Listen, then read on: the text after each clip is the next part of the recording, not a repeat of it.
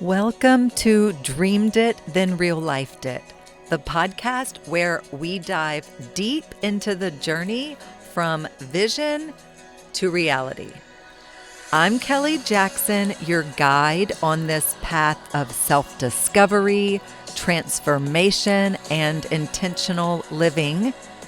Here, we explore everything from mindset shifts and personal growth to spiritual alignment and entrepreneurship, sharing insights, stories, and actionable wisdom to help you live a life in harmony with your dreams. Every episode will dig into what it means to not only dream big, but to actually consciously create the life you envision. Let's turn your dreams into real life.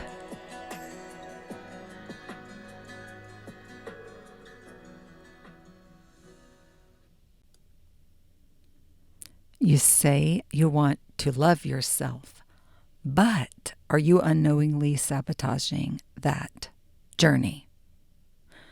We say we want to love ourselves, but self-love isn't just about what we do. It's about what we stop doing. And most of the time, what's sabotaging our self-love isn't big or obvious. It's subtle. It's the voice in your head. It's the way you overextend. It's the way you keep putting off your healing because you think self-love has to wait until you're better. This episode is not about shame. It is about seeing clearly. Because when you can name the ways that you're quietly getting in your own way, you can choose something new. We're going to unpack common ways that people block their own self-love, not because they're weak or lazy, but because they're human and wired for protection, not expansion. And once we bring it into the light, you'll feel empowered to shift. And if you're ready for guided support in that shift, Self-Love Uni is the sacred space I have created to help you rewire the root and live from real love, not old loops. We'll talk more about that later. Okay, number one. Remember, these are what we're going to be talking about today is things that you are doing that are sabotaging your self-love journey. And first, you're still outsourcing your worth. One of the fastest ways to sabotage your self-love is by putting your worth in someone else's hands. And when your value is dependent on someone's reaction, response, or recognition, you'll always be off balance. It's not that we don't care what people think. It's that we stop letting it define who we are. So you may be waiting to be picked or chosen, approved, applauded. But your self-worth doesn't begin when someone else says yes. It begins the moment you say yes to yourself. When you give away your power to be validated, you give away the joy of being alive in your own truth. Stop waiting. Start owning. Okay? If your ex texts you back, if your mom finally sees your worth, if your boss praises you, then what? Are you finally allowed to feel worthy? No. Your healing doesn't depend on how others respond to your boundaries. It is in how you hold them anyway. Self-love is when your internal compass becomes louder than outside noise. You are deciding, okay? If you are explaining or defending or justifying your boundaries, you might be seeking agreement rather than standing in your knowing. And boundaries are not negotiations. They are declarations of self-respect. And when you place your peace in someone else's hands, they may drop it every time, okay? So you have to love yourself enough to hold the line, even when it shakes. And also, you'll have to release the need or needing agreement for your boundaries to feel valid, okay? Also, if you are editing yourself just to be accepted, that is not belonging. That is betrayal. You will know that you're healing when you stop performing and start aligning.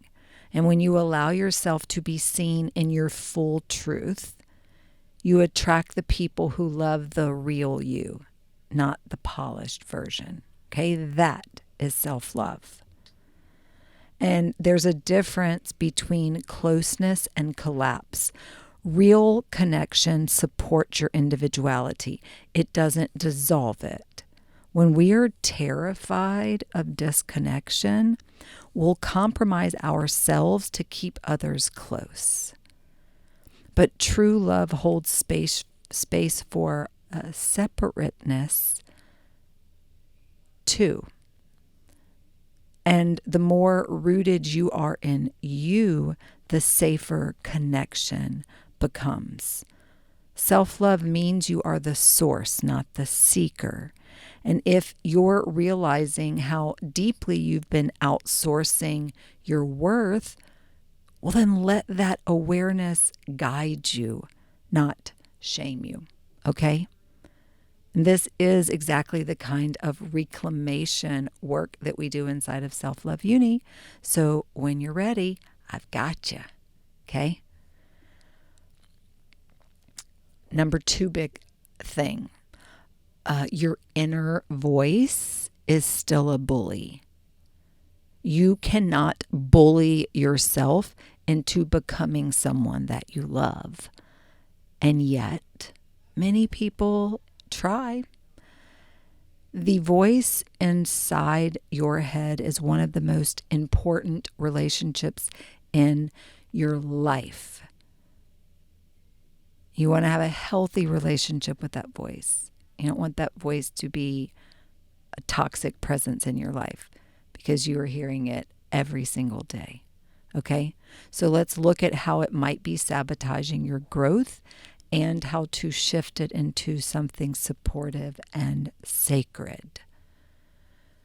You might not even realize how cruel your inner dialogue has become. It sounds like, you're such a mess. You always screw this up. You should be farther along by now. That voice is not your truth.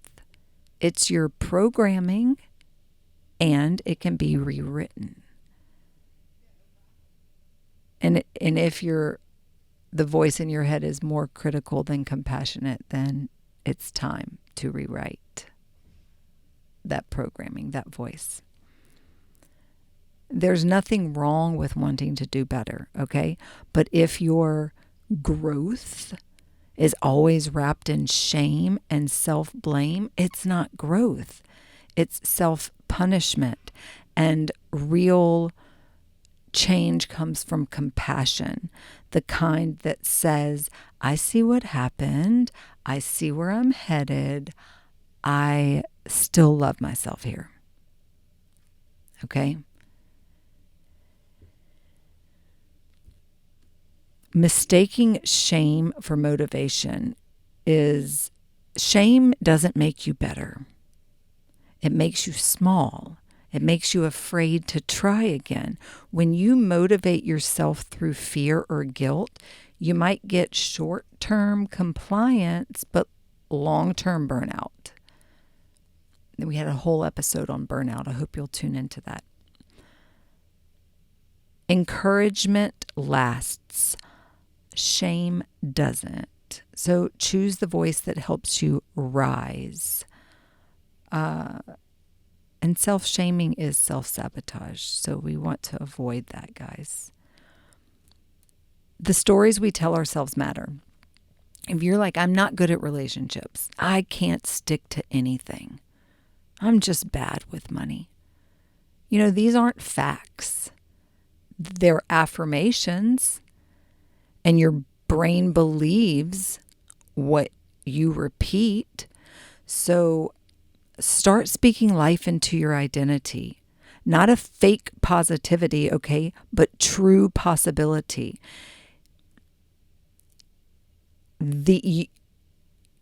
Everything that you affirm, even these things I was just saying, I'm not good at relationships, I'm bad with money, I can't stick to anything. If you just keep saying that over and over, you're affirming that, your subconscious mind will believe it, and it will find ways to prove it to you, whatever it is you're affirming. So be mindful of that. Thoughts create things, words create worlds. Okay? Another thing is thinking that harshness equals honesty. And some people think that they're just being real with themselves, but harsh doesn't mean honest, okay? Truth can be firm and loving. What you need isn't more criticism. It's more clarity. And clarity blooms from compassion, not cruelty. So again, one of the ways you could be sabotaging your own self-love is by thinking that harshness equals honesty. It doesn't have to be that way, okay? If you wouldn't let someone else talk to your child, your best friend, your favorite animal in your life, the way that you talk to yourself, you shouldn't allow it in your own mind either. Rewriting this voice is one of the most liberating forms of self-love. It's part of what we do week by week inside of Self-Love Uni, where your inner dialogue becomes a place of refuge, not rejection. And hey, if you've lived both ways, or if you've lived with it one way, the rejection way, you know how liberating it truly is when you shift that inner dialogue. And instead of having an inner critic that you're living with 24/7, you have inner cheerleader. That's a big shift. That's a really big shift. So let's keep going with, I would say, number 3 way that you may be self-sabotaging your self-love journey would be you are confusing hustle with healing. Babe, you're confusing hustle with healing. Self-love isn't something that you earn through productivity. Yet so many of us were conditioned to prove our worth through output and performance and pushing ourselves well beyond capacity. And I want to explore just for a minute how hustle culture kind of really does sabotage self-love and how to find a more regulated, rooted path forward. Rest is not a reward, it's a requirement. But if you were taught to only feel worthy when you're achieving, you may feel guilt when you pause. And this guilt is not truth, okay? It's programming. You are not more valuable because you are exhausted. You are already enough, and you are allowed to rest simply because you're human and you might be tired, okay? If your identity is tied to how much you get done, like your identity is tied to how much you get done, you are likely building burnout, not self-love. And productivity can be beautiful, but not when it's a condition of self-acceptance. You are not a machine. You are a multidimensional being. And self-love looks like letting yourself be whole, not just useful. Okay? Healing is also not a race. And transformation unfolds in seasons and layers and cycles. And if you are pressuring yourself to become the healed version of yourself overnight, you are bypassing the beauty of the journey.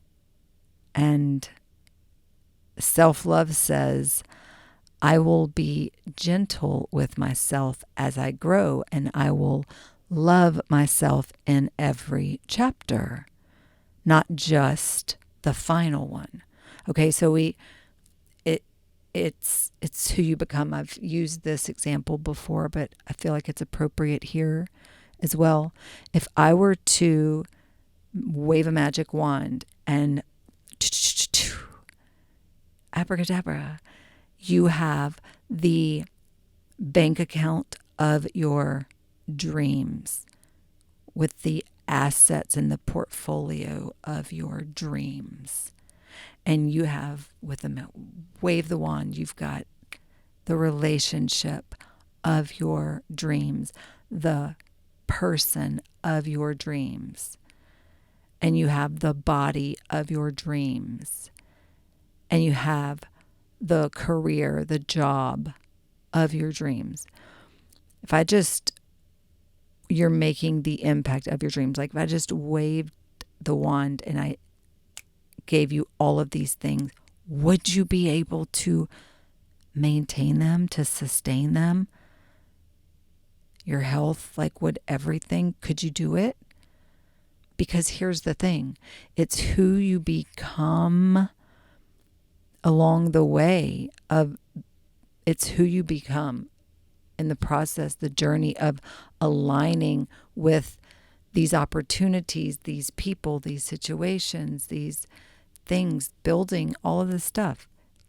It's who you become. So you can't want to bypass the beauty of the journey.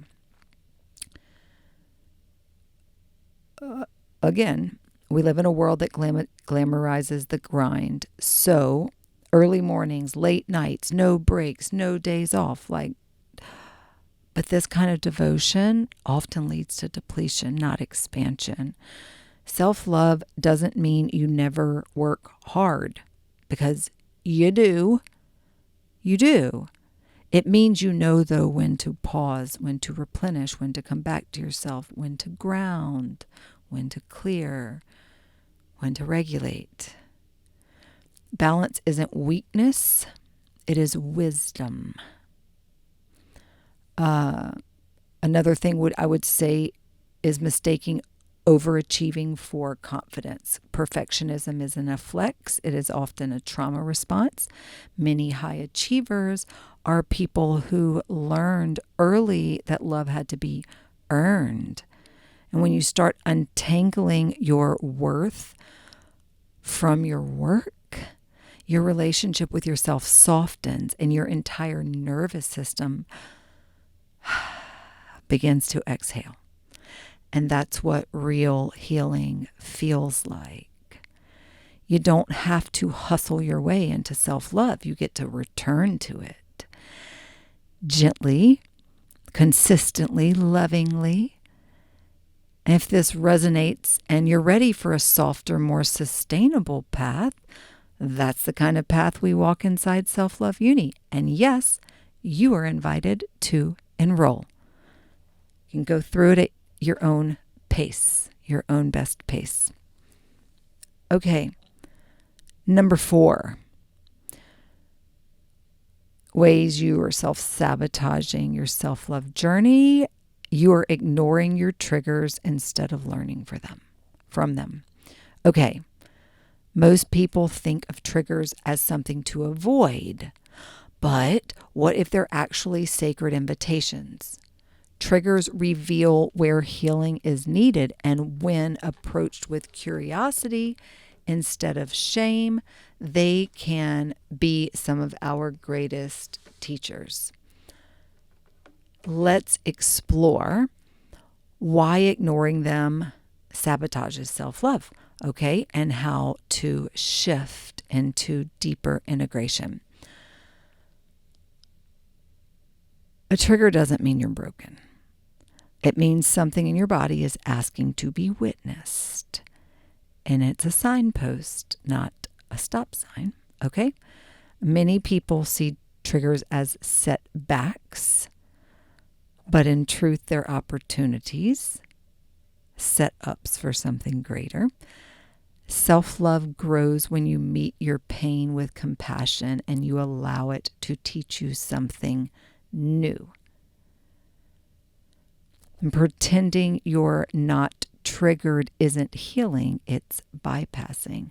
A lot of people suppress their emotional responses to seem calm or spiritual or evolved, but pretending isn't peace, okay? True growth happens when you can admit that hurt, that brought something up, and you choose to investigate it with love. Now, that doesn't mean you have to have a knee-jerk reaction to the trigger. You can recognize it, you can feel it, right? And you can want to investigate it with love and still respond to it. You don't have to react to it, have a knee-jerk reaction. Okay. When you don't own your triggers, they own you, and you project them onto others and create false stories, or you react defensively. And self-love is what lets you pause and ask, okay, what is really being activated here? And it's not about blame, it's about breakthroughs. And you take your power back when you stop outsourcing your emotional landscape. Okay? Your triggers really are your teachers. There's a whole episode on triggers, a gift. It's called The Gift of Triggers. Maybe turning your shadows into guides or something like that. Check it out. Staying stuck in the same patterns, so like ignoring your triggers keeps you in loops. And you repeat the same relationship dynamics, the same money struggles, the same body shame, the same emotional walls, because the root is unaddressed. The trigger holds the map. When you finally turn toward it, you uncover the story you've been living out of, and you give yourself the chance to write a new one. Interesting. Yeah. So awareness is a powerful start, but integration is the finish line. It's not just about knowing that you're triggered, but it's about learning what that means, what it traces back to, and what you're ready to do about it. Shadow work. Check out last week's episode. Inner child work, nervous system healing. We got a whole episode on that too. All of this is what we explore inside of Self-Love Uni in a way that's safe and empowering and real. You can enroll anytime. It's a self-paced journey. And you can enroll anytime. Your triggers are not proof that you're unhealed. They're invitations. They're invitations to grow, to love yourself more deeply, to hold space for your own humanity. And if you are ready to stop running from them and start working with them, well, then you're exactly where you're meant to be. Number five way we self-sabotage our self-love, you're avoiding shadow work. Okay. Everyone wants to be light and love, until their shadow shows up. But real self-love means making peace with every part of you, not just the shiny parts. And when you avoid your shadow, you reject the very pieces of you that are asking to be held. So number 5, we're going to talk about and unpack how avoiding shadow work sabotages your journey and what it looks like to embrace it with power and playfulness. And I will say this, and I mentioned this in last week's episode on shadow work, and you can tune into that, and I encourage you to, but I'm going to mention it here as well, that is shadow work for everybody? Yes. Is it for everybody at every moment in time? No. Depends on where you are on your journey. So just keep that in mind. Yes, it's for everybody, but it's not. It might not be for you right now in this exact moment. Only you will know that. What I'm about to say may shine a little light on that. And then also that last week's episode, I would tune into that because that's a whole near hour all about it. Okay. So thinking that shadow work is too dark. Shadow work is not about sitting in the dark forever. Friends, it's about turning the lights on. Your shadow isn't evil or bad. It is simply the parts of you that were suppressed or rejected or misunderstood. And maybe it's your anger, your ambition, your sexuality, your jealousy, whatever it is trying to show you something. And when you bring it into the light with love, you take your power back. Okay? Now, only embracing the, quote, good parts of yourself. Well, we all have parts that we would rather not show. The jealous part, the petty part, the insecure part. But when you only love the good parts, you teach yourself that your love is conditional. And true love says, I see it all and I'm staying. And that kind of inner loyalty is what builds real confidence. It's not about perfection. It's about integration. Okay. Another thing is like fearing what you'll find. So a lot of people avoid shadow work because they're afraid of what's underneath. And they think if they open that box, they are going to fall apart. But the truth is this, you already carry that pain. You're just doing it alone. And shadow work is a sacred act of meeting your inner wounds with presence and not punishment. And guess what? You are stronger than you think, and you can hold it, and you don't have to hold it alone. Okay? Another thing, again, way we self-sabotage is by thinking that you've already healed that. Healing is not linear, okay? You can revisit the same wound multiple times and discover new layers each time. I know I read The Alchemist every year, and every year I discover new little gems in it because I'm in a different place in my journey and the book meets me where I am. Like, it's always something new and exciting. Yeah. I was just thinking about some of the parts that jumped out at me more this year when I read it than in the past. That's good.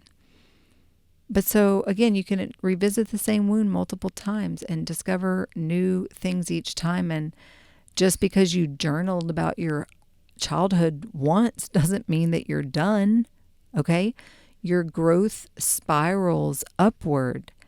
And revisiting your shadow isn't regression, it's refinement. And every time you meet yourself more deeply, you expand your capacity to love and be loved.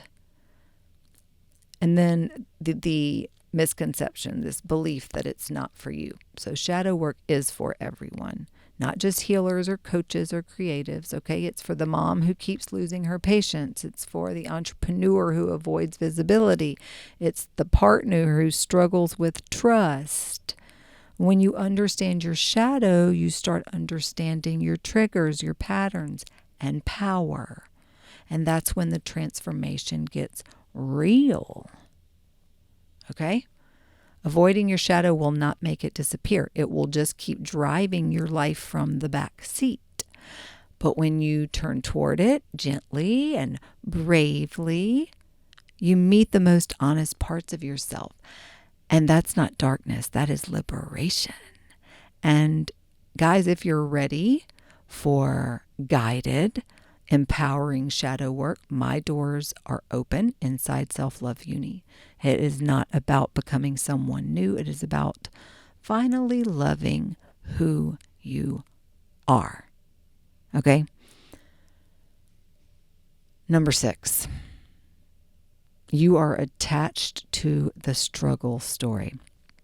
And there is a sneaky way that we sabotage our self-love, and it is by staying attached to the identity of the one who's always healing, always struggling, always barely making it through, okay? But your story can shift. Good news. You are allowed to be the one who thrives. So let's talk about it. Let's talk about how we unconsciously cling to struggle and how to lovingly let it go. Confusing identity with trauma. If you have been in survival mode for most of your life, it might feel like it is who you are. But trauma is not your personality. You are not the chaos, the anxiety, the scarcity. Okay? Those are responses to what you have been through. Self-love invites you to reclaim your identity beyond the trauma. You are allowed to be at peace even if you've never known it before. You would be romanticizing the hard way. Like, we have been taught that the hard road is the right one. So if it's not painful, then it doesn't count. But ease doesn't mean laziness, okay? Flow doesn't mean failure. You don't need to earn your joy through suffering. Self-love says, well, what if I let it be easier this time? What if? What if? You may be resisting your own expansion too. Like, sometimes the scariest thing isn't staying stuck, it's growing, because who are you without the pain, without the drama, without the struggle? Self-love work asks, are you willing to meet the version of yourself who doesn't need to be rescued anymore? That version of you is already here, just waiting to be chosen. You can choose that version of you. You have that power.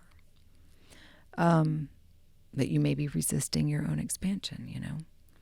Another thing would be getting stuck in this healing as identity. There comes a point when healing becomes a hamster wheel, and you read all the books and you take all the courses and process every wound. But at some point, you have to live, you know? And self-love is the bridge from healing to embodiment, from becoming to being, and from surviving to thriving. Another thing would be believing that struggle is more noble than success. And there is nothing more radical than a woman who is at peace with her power. But that requires letting go of the struggle story, not because it's not valid, but because it's no longer yours, okay? Self-love honors your past, but it does not let it write your future. You are allowed to be the one who made it. Whew, doesn't that feel good? You're the one who made it, okay? You are not here to prove your worth through pain. You are here to remember your wholeness, to rise, to reclaim, to radiate. And if you're ready to let go of the story that says you can't, hey, I'll walk with you as you step into the truth that you can. Okay? Inside of Self-Love Uni, we don't just talk about healing, we live it. We live it. Okay, I got one more for you. I think this is it. Number 7, you are mistaking self-love for self-indulgence. let's clear something up. Self-love isn't just bubble baths and permission slips. It is boundaries. It is radical honesty. It is choosing what is right for your growth, not just what's easy in the moment, okay? In this final little idea, I want to dismantle the myth that self-love is selfish or indulgent. And I want to reclaim its true meaning, that it is a deep, committed relationship with yourself. So there is a big difference between honoring your needs and avoiding your growth. And sometimes we label procrastination or numbing as rest. But true rest feels restorative, not draining. Okay? And real self-love asks, am I doing this to nourish myself or distract myself? And when your actions align with your intentions, self-love becomes a form of self-respect. And on the other side of that, if your actions do not align with your intentions, well, you get it. Now, discomfort doesn't mean it's not self-loving. So growth will stretch you, and shadow work will challenge you. Boundaries might feel uncomfortable, but that discomfort is not punishment, it's progress. And self-love is what holds you steady through the discomfort, not what cushions you from ever feeling it, okay? You don't build self-trust by avoiding hard things. You build it by walking through them with compassion.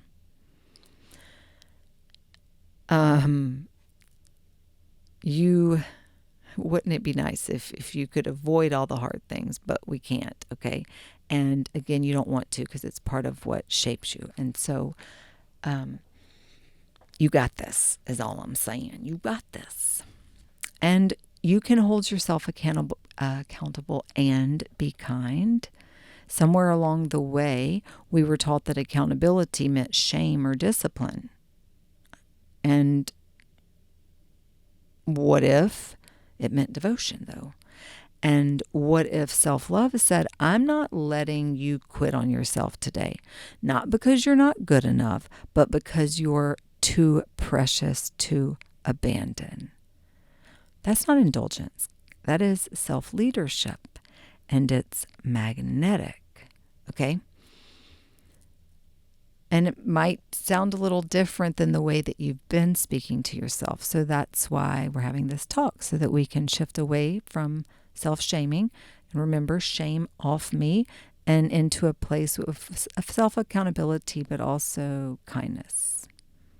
I am not letting you quit on yourself today, not because you're not good enough, but because you are too precious to abandon.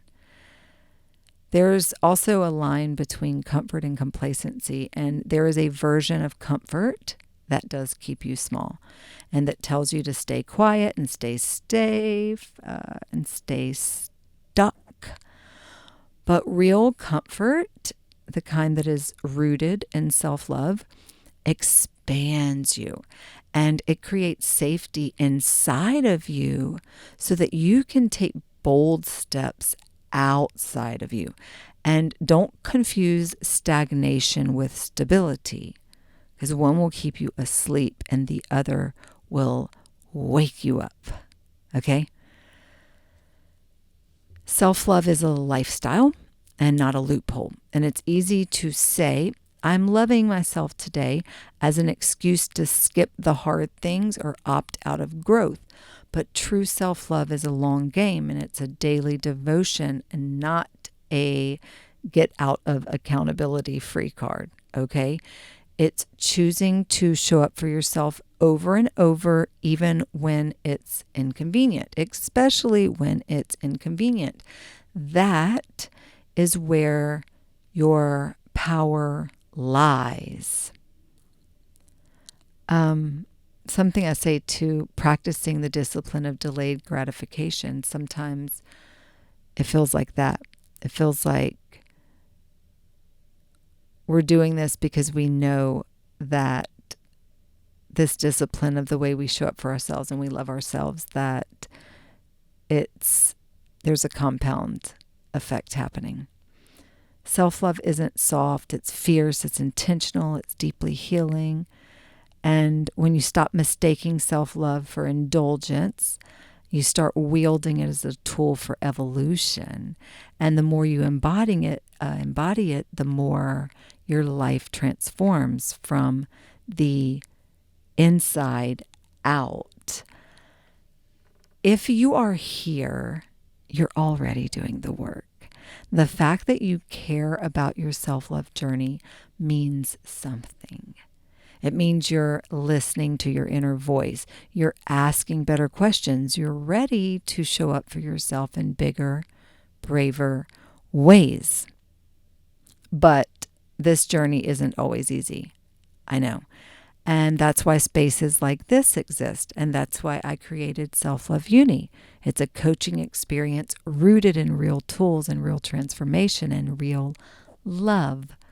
And we dive deep into healing and integration, alignment and embodiment.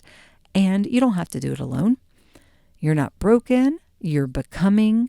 So whether you are just starting or you've been on this path for a while, keep choosing yourself, keep getting curious, keep loving the version of you that you are still becoming, and keep loving the version of you that you are right now in this moment. You dreamed it. Now it's real life. I love you guys. See you next week.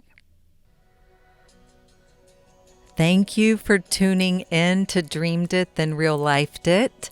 I hope today's episode sparked something powerful within you. Remember, every step you take towards your vision counts, no matter how small. If you enjoyed today's conversation, please take a second to hit that subscribe button or leave a review. That would be amazing. Or share the podcast with someone who's ready to bring their dreams into reality too. And if you're looking to dive deeper, connect with me on social media at Dreamed It, Then Real Lifed It, or at BE_what you want.